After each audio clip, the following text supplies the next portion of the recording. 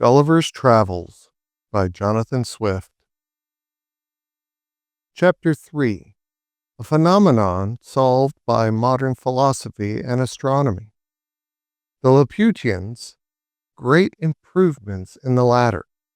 The king's method of suppressing insurrections. I desired leave of this prince to see the curiosities of the island, which he was graciously pleased to grant, and ordered my tutor to attend me.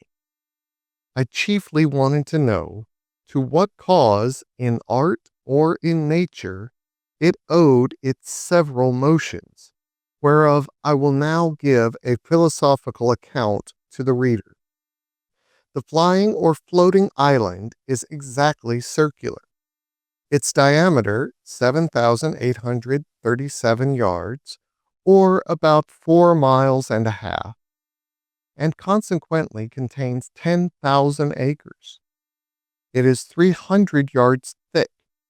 The bottom, or undersurface, which appears to those who view it below, is one of even regular plate of adamant, shooting up to the height of about 200 yards.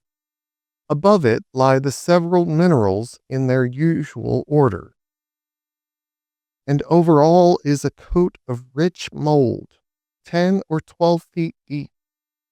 The declivity of the upper surface from the circumference to the center is the natural cause why all the dews and rains which fall upon the island are conveyed in small rivulets toward the middle, where they are emptied into 4 large basins, each of about half a mile in circuit, and 200 yards distant from the center.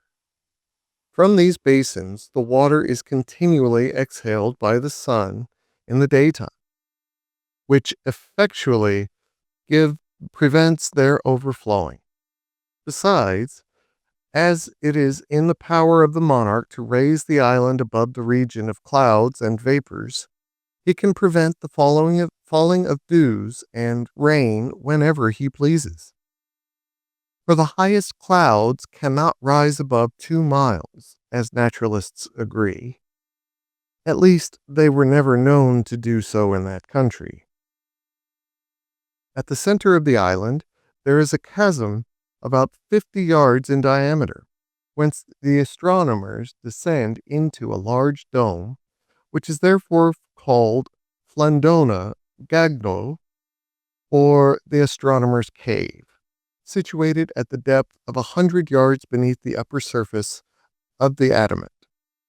In this cave are 20 lamps continually burning, which, from the reflection of the adamant, cast a strong light into every part. The place is stored with great variety of sextants, quadrants, telescopes, astrolabes, and other astronomical instruments. But the greatest curiosity, upon which the fate of the island depends, is a lodestone of a prodigious size, in shape resembling a weaver's shuttle. It is in length 6 yards, and in thickest part at least 3 yards over. This magnet is sustained by a very strong axle of adamant passing through its middle, upon which it plays and is poised so exactly that the weakest hand can turn it. It is hooped round with a hollow cylinder of adamant, 4 feet yards in diameter, placed horizontally and supported by 8 adamantine feet, each 6 yards high. In the middle of the concave side, there is a groove 12 inches deep, in which the extremities of the axle are lodged, and turned round as there is occasion. The stone cannot be removed from its place by any force, because the hoop and its feet are one continued piece with that body of adamant which constitutes the bottom of the island. By means of this lodestone, the island is made to rise and fall, and move from one place to another. For, with respect to that part of the earth over which the monarch presides, the stone is endued at one of its sides with an attractive power, and at the other with a repulsive. Upon placing the magnet erect, with its attracting end towards the earth, the island descends. But when the repelling extremity points downward, the island mounts directly upwards. When the position of the stone is oblique, the motion of the island is so too. For in this magnet, the forces always act in lines parallel to its direction. By this oblique motion, the island is conveyed to different parts of the monarch's dominions.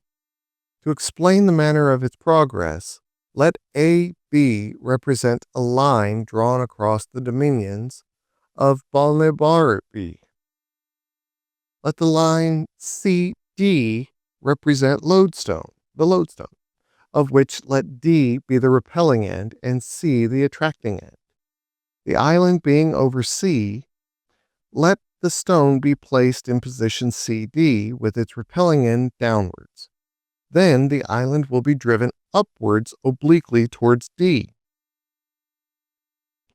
When it is arrived at D, let the stone be turned upon its axle till its attracting end points towards E, and then the island will be carried obliquely towards E, where, if the stone be again turned upon its axle till it stands in the position EF, with its repelling point downwards, the island will rise obliquely towards F, where, by directing the attracting end towards G, the island may be carried to G, and from G to H by turning the stone, so as to make its repelling extremity to point directly downward.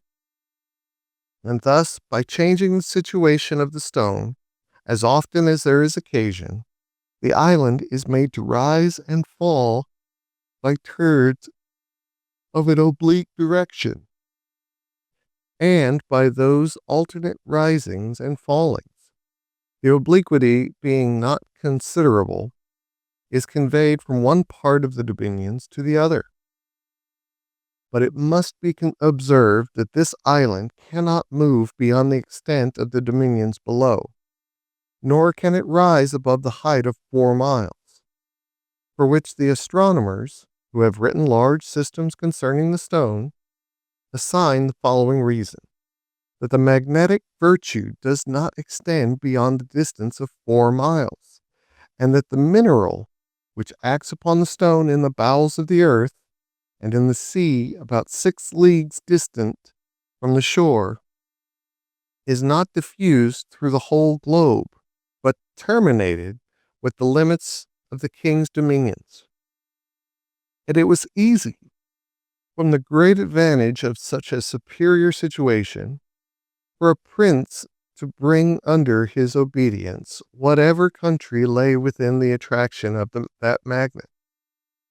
When the stone is put parallel to the plane of the horizon, the island stands still, for in that case the extremities of it, being at equal distance from the earth, act with equal force, the one in drawing downwards, the other in pushing upwards, and consequently no motion can ensue. This lodestone is under the care of certain astronomers, who, from time to time, give it such positions as the monarch directs.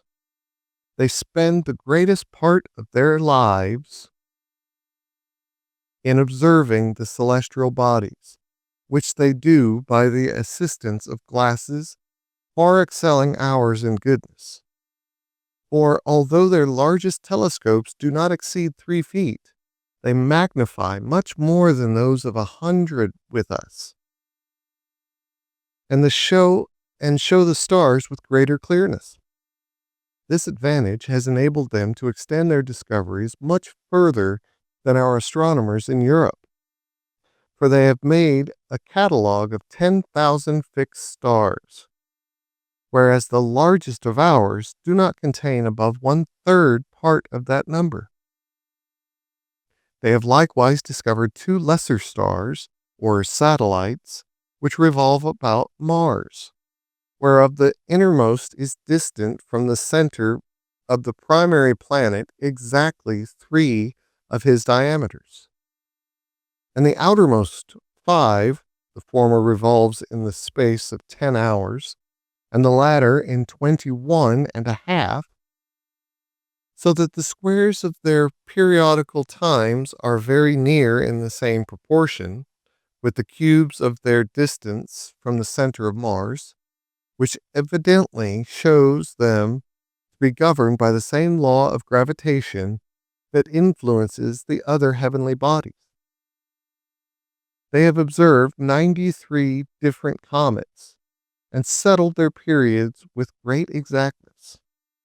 If this be true, and they affirm it with great confidence, it is much to be wished that their observations were made public, whereby the theory of comets, which at present is very lame and defective, might be brought to the same perfection with other arts of astronomy. The king would be the most absolute prince in the universe, if he could but prevail on a ministry to join with him. But these, having their estates below on the continent, and considering that the office of a favorite has a very uncertain tenure, would never consent to the enslaving of their country. If any town should engage in rebellion or mutiny, fall into violent factions, or refuse to pay the usual tribute, the king has 2 methods of reducing them to obedience. The first, and the mildest course, is by keeping the island hovering over such a town and the lands about it, whereby he can deprive them of the benefit of the sun and the rain, and consequently afflict the inhabitants with dearth and diseases. And if the crime deserve it, they are at the same time pelted from above with great stones, against which they have no defense but by creeping into cellars or caves, while the roofs of their houses are beaten to pieces. But if they still continue to obstinate or offer to raise insurrections, he proceeds to the last remedy, by letting the island drop directly upon their heads, which makes a universal destruction both of houses and men. However, this is an extremity to which the prince is seldom driven.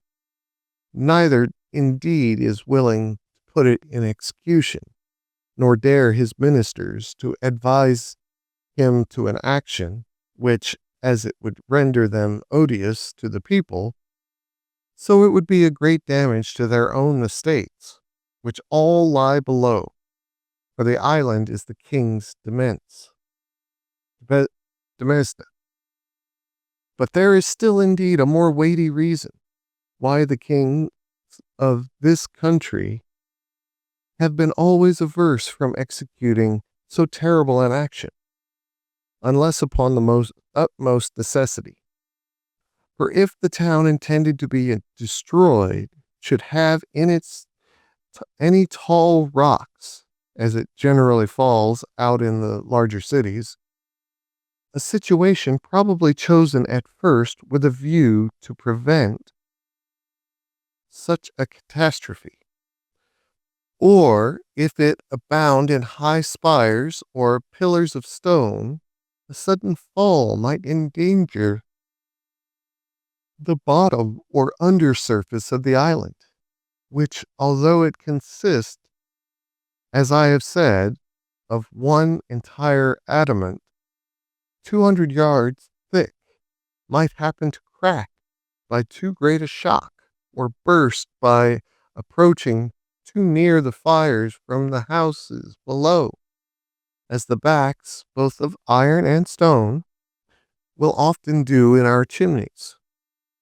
Of all this, the people are well apprised and understand how far to carry their obstinacy, where their liberty or property is concerned. And the king, when he is highest provoked, and most determined to press a city to rubbish, orders the island to descend with great gentleness, out of a pretense of tenderness to his people. But, indeed, for fear of breaking the adamantium bottom, in which case it is the opinion of all their philosophers that the lodestone could no longer hold it up, and the whole mass would fall to the ground. By a fundamental law of this realm, neither the king nor either of his two eldest sons are permitted to leave the island, nor the queen till she is past childbearing.